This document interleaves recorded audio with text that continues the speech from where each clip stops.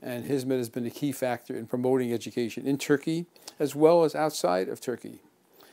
I think, secondly, the values of charity, Hizmet's willingness to support emergency response as needed, for example, or support other charities around, not only in Turkey but around the world, has been very striking. I was trained as an engineer for many engineering companies. I have a Ph.D., a doctorate from the University of California.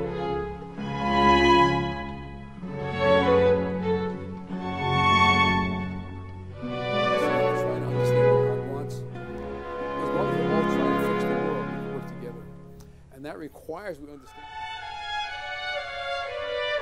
So voting is very intelligent, as well as so the economy, business and science and technology, and move on.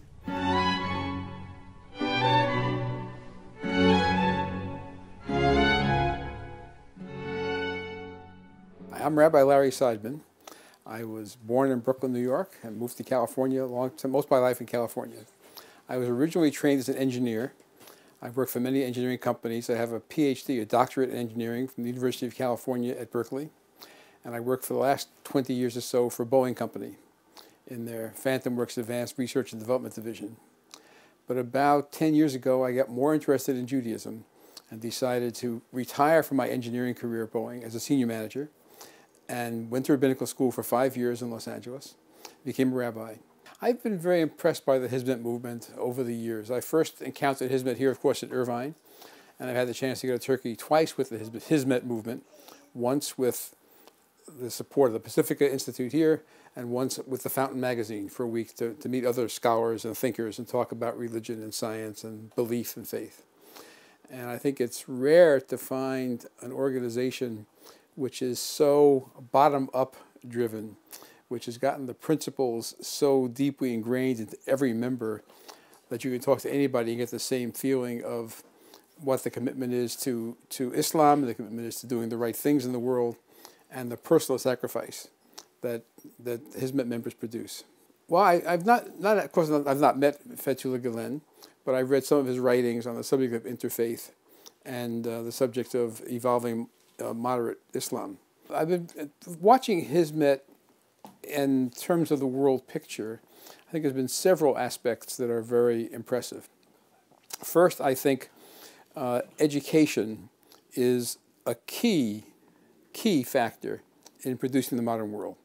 The future of the world, the future of democracy, the future of the economy depends on education. And Hizmet has been a key factor in promoting education in Turkey as well as outside of Turkey. I think, secondly, the values of charity, Hizmet's willingness to support emergency response as needed, for example, or support other charities around, not only in Turkey but around the world, has been very striking. And I think my understanding from the week I spent in Turkey with the Fountain movement is Islam is a religion of love. And that's nothing like what we see in the popular press. So I think the idea that terrorists, by the definition, killing innocent people, killing children, can never be a religious act. I cannot conceive of anybody with any claim to religion can say, I am close to understanding what God wants, and God wants me to kill these people. I can understand that. I think when Fethullah Gulen says that kind of activity is inconsistent with Islam, it's inconsistent, I think, with any real religion, including Islam. I think the question of interfaith activities is a very central one. If we believe, if I am a monotheist and you are a monotheist, we both believe there is one God.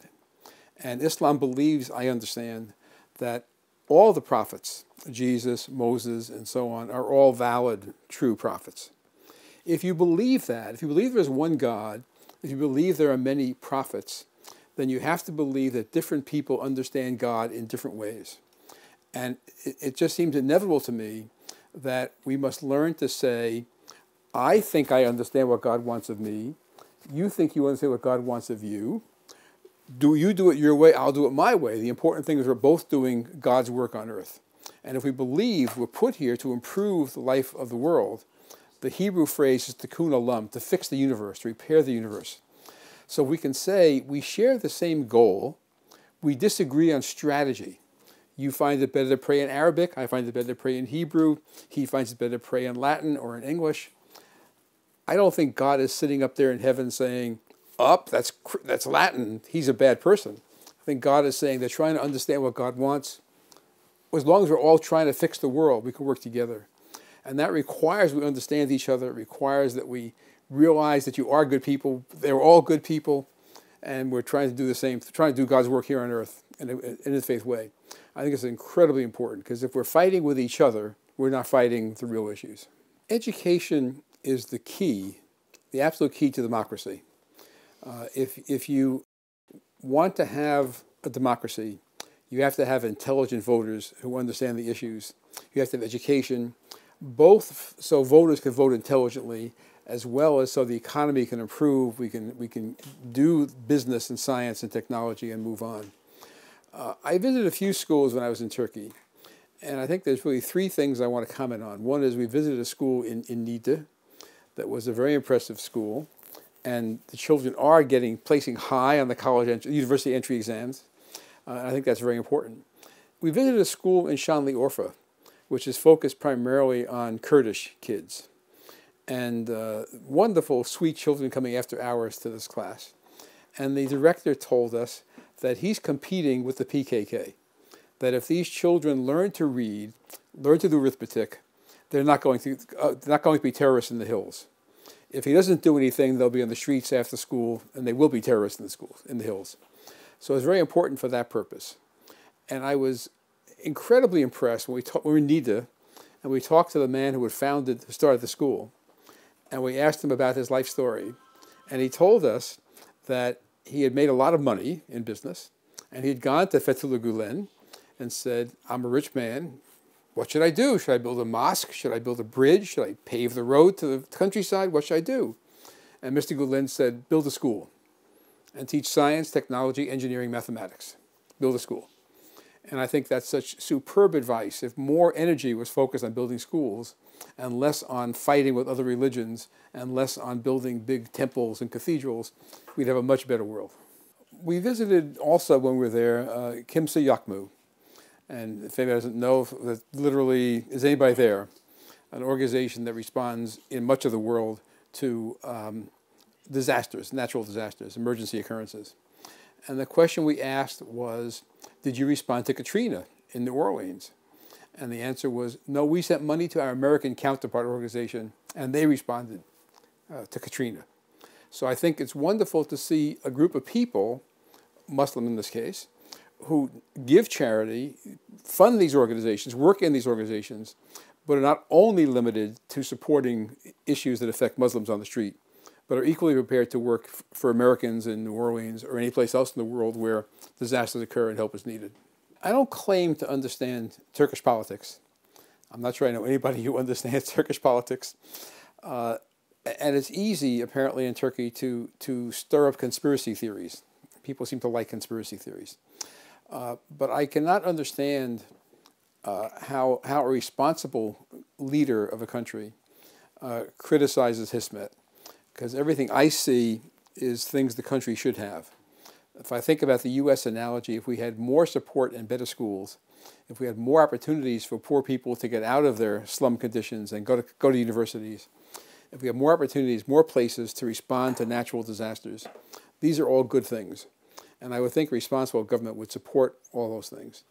I think there's a fear when we hear that the government of Turkey is expressing negative opinions about these.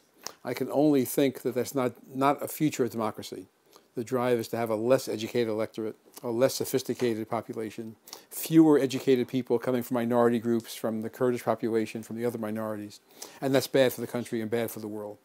So I hope those things are wrong, and I hope those things stop, and we can have a country where everybody can contribute to society in the best way possible. It's a genuine democratic, spontaneous action, not run by one single person or one single group of people, but rather getting people to see the best in themselves and to take that best and dedicate it to the good of all people, not just themselves or not just their local group.